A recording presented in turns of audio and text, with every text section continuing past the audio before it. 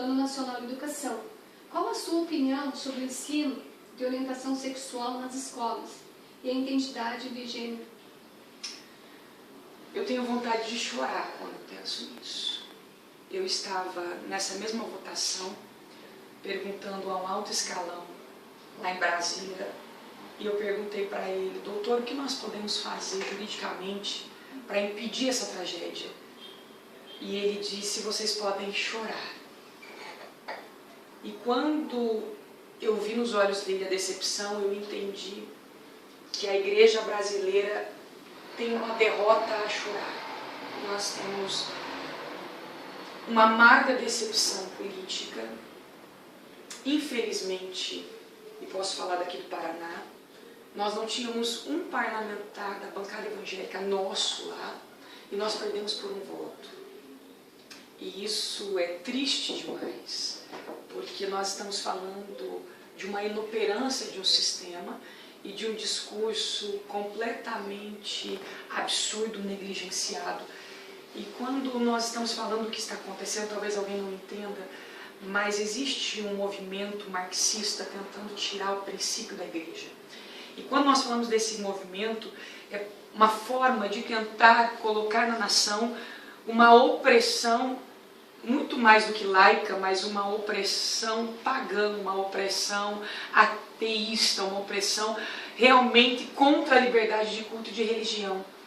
E quando nós estamos falando de colocar um princípio na escola, como no Plano Nacional de Educação, onde crianças são influenciadas de uma maneira perniciosa a entenderem que tem gênero e não necessariamente sexo, ou seja, as crianças não precisam hoje, baseado no nosso Plano Nacional de Educação, terem características de menino ou de menino. E isso é lamentável, porque nós estamos falando aí da saúde biológica, não de religião.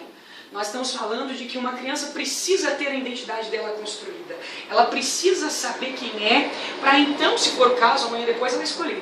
E nós estamos tendo uma lamentável condição, e aqui eu preciso fazer uma crítica muito veemente, porque o relator do processo era da bancada do Paraná, ou seja, nós tínhamos, enquanto igreja do Paraná, que nos levantarmos e dizer: não, aqui não, existe a igreja, existe princípio, nós temos condição de entender que isso não é bom para as nossas crianças.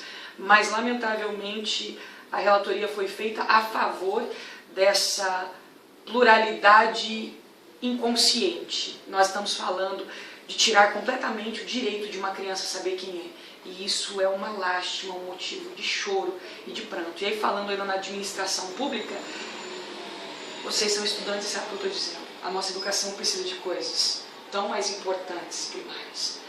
Nós temos escolas tão carentes e professores tão desassistidos para usarmos 10% do orçamento em cartilhas que eu entendo que só vão trazer prejuízo.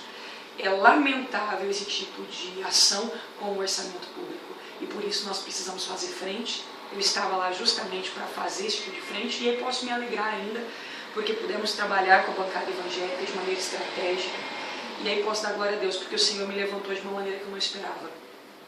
Trabalhando, e aí eu posso falar que eu entendo como Débora. Deus não colocou uma mulher para tomar o lugar de Baraque, mas para fazer o que os soldados, que os guerreiros, que os generais ali de guerra não estavam fazendo. E eu entendo que Deus me levantou nesse tempo exatamente para isso, para estar no meio dessa conversa e tentar de alguma maneira, e construir de alguma maneira um diálogo e conseguir soluções.